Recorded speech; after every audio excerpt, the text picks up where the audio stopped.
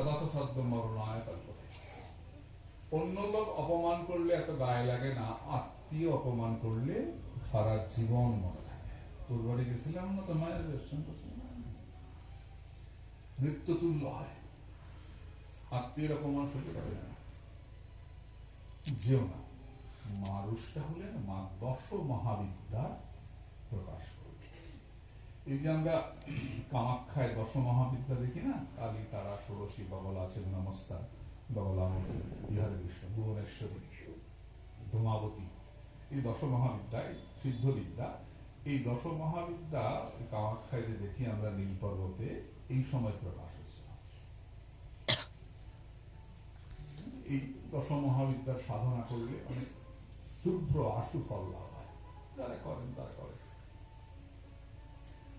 তা এই দশ মহাবিদ্যার প্রকাশ করলেন মা।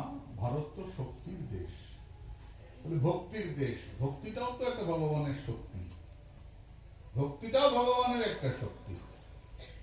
এই ভারতবর্ষের শক্তির উপাসনা একেবারে বহু প্রাচীন কাল থেকে আছে।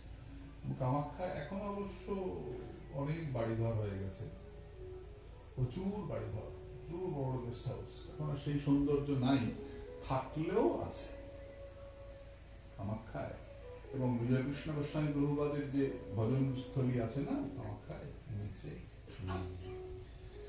দারুণ সুন্দর জায়গা, অনেক সুন্দর সুন্দর স্থান এখনো রয়েছে। ভৈরবী কুণ্ড, বনদুর্গা মন্দির, যারা গেছেন কামাখ্যায় তারা জানবে। ভোলানাথ বললেন ঠিক আছে তুমি যাও। মা গেলেন বাপের বাড়িতে, গিয়ে দেখলেন মায়ের জন্য কোনো আদর নাই। কেন? মায়ের সঙ্গে তার মা প্রসূতি ছাড়া আর বোনেরা দুই একজন কথা বললেন, আর কেউ কথা বললেন না। কেন না? সমাজ